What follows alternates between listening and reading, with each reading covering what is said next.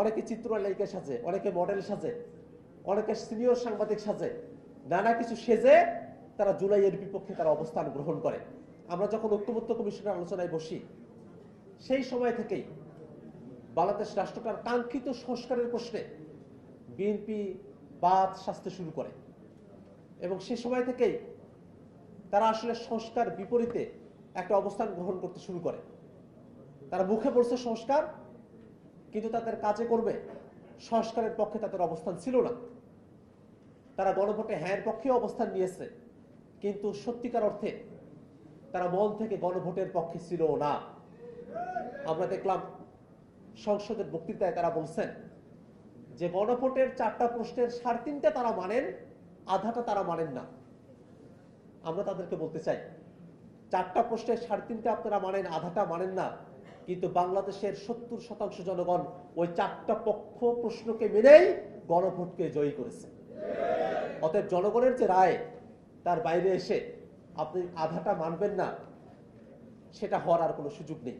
এবং কোন আধাটা আপনারা মানবেন না, যার মধ্য দিয়ে বাংলাদেশ রাষ্ট্রটার কাঙ্ক্ষিত সংস্কার হবে, সে আধাটা আপনারা মানবেন না। ভোটের পিয়ার অনুযায়ী উচ্চকক্ষ হবে, সেটা আপনারা মানবেন না। জুডিশিয়ারি সেখানে স্বাধীনভাবে কার্যক্রমগুলো পরিচালিত হবে, বিচারপতি যারা নিয়োগ হবে একটা ফেয়ার সিস্টেমের মধ্য দিয়ে বিচারপতি নিয়োগ হবে, সেটা আপনারা মানবেন না।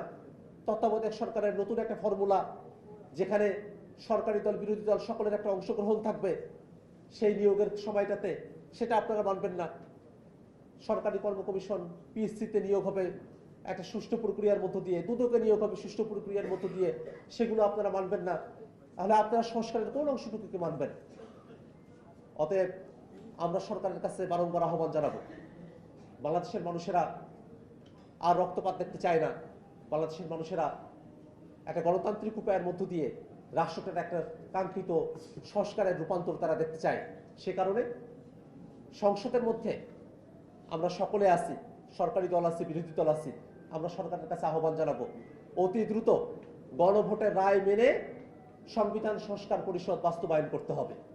পাশাপাশি এই জুলাইয়ের মাসে আমরা সরকারের কাছে একটা বিনীত কণ্ঠে আহ্বান জানাতে চাই, যদি জুলাই না হতো তাহলে আমরা সকলে মিলে এখনো পর্যন্ত ফিসিবাদের জাতাকলে আমরা পিষ্ট হতে থাকতাম।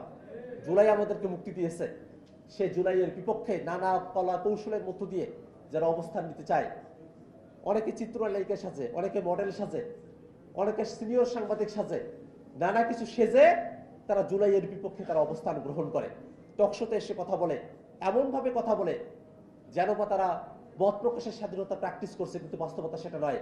তারা জুলাইয়ের বিপক্ষে নানাভাবে বাংলাদেশকে পিছিয়ে তোলার তারা চেষ্টা করছে।